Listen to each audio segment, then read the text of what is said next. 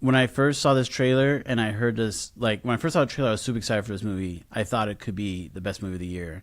But then as I kept seeing more marketing for it, I got worried that this wouldn't get political.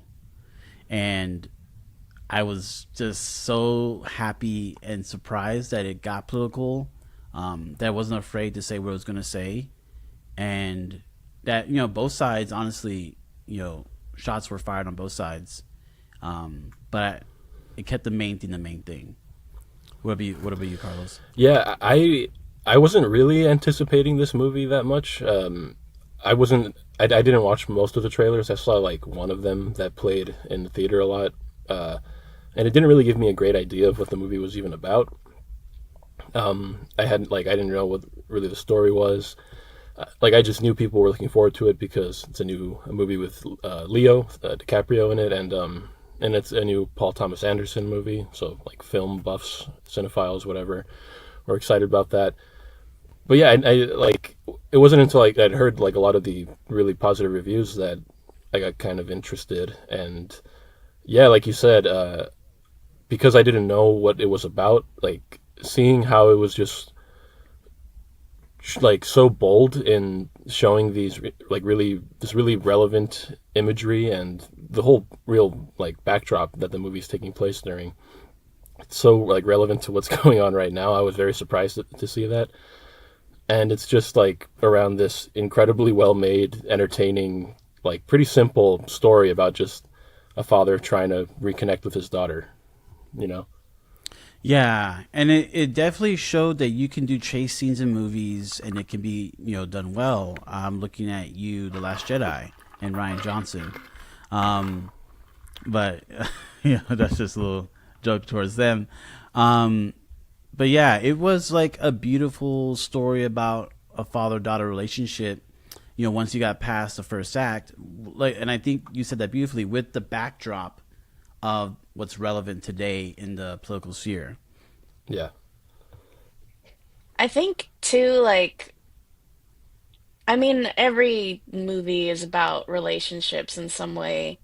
Um, but I think, I mean, that's one thing to remember in real life while all of this is happening is that it's not just like this external thing that's happening politically. It's like these are real people that are going through these situations, and it is like relationship based, and the way that we treat each other is important. And I think like just seeing the father-daughter relationship in this, and not every relationship is going to be easy, and there are going to be situations where you're disagreeing on things and um like going through different things, but I feel like the whole part of the whole film is the relationship between the father and the daughter, and how they really do love each other, and them going through all these different things together, whether it's politically or physically or whatever, like that love is what ties them together and keeps them going throughout the film. Yeah, no, I completely agree. Completely agree. And I didn't put this in our show notes, but I think it's fair to ask just for people wondering if they haven't seen this movie. Maybe we can give it a rating. And I guess for me, best out of 10, I'd give this movie a 10 out of 10 for me. Um, I think it's pretty much a perfect movie. Like I could be nitpicky and give it a 9.5, but it's pretty much a 10 out of 10 movie. What about the rest of y'all? Yeah, I actually completely agree with you. Let's Yeah, this go. yeah, this to Over. me like I've seen it like three times now. Oh Because I wow. just I don't know, I after watching it I just kept getting that feeling like I need to see this again. Like I need to I need to experience Yeah. this again. Like you said, if I have any issues with it, they're so like minute. I can't even really remember them off the top of my head. I should have written some of this down. But yeah, like it's just to me it's like everything that I want in a movie right now, where it's like very entertaining, very obviously well made. There's like this like incredible level of artistry to it while it's telling a pretty like wide appeal story. Like it's a story that could appeal to anybody. It's not like a very specific kind of art, like esoteric art film or anything like that. While still feeling like it has that level of, like I said, artistry and skill to it, and being incredibly poignant and like relevant to the times right now. So yeah, 10 out of 10 for me. Yeah, that's awesome. First time in history we got three 10 out of 10s. Heck yeah. Yo, that's This- awesome. Yeah, I really like just thinking back, there was really literally nothing that like bothered me about the movie or it's something I thought they should have done differently.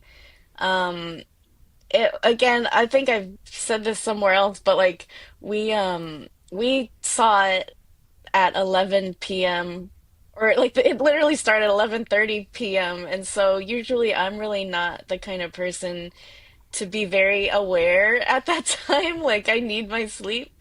And the whole time we were watching this movie, I was like on the edge of my seat. I was like in my head, I'm like, go!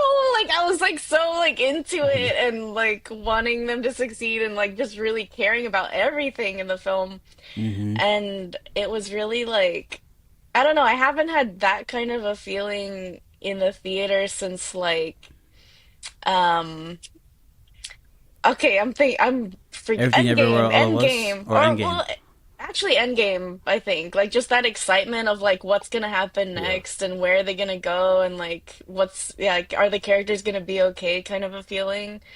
I haven't had that kind of emotion watching a movie in a really long time, and that was at like what 1 a.m. or something. Like it was yeah. Yeah.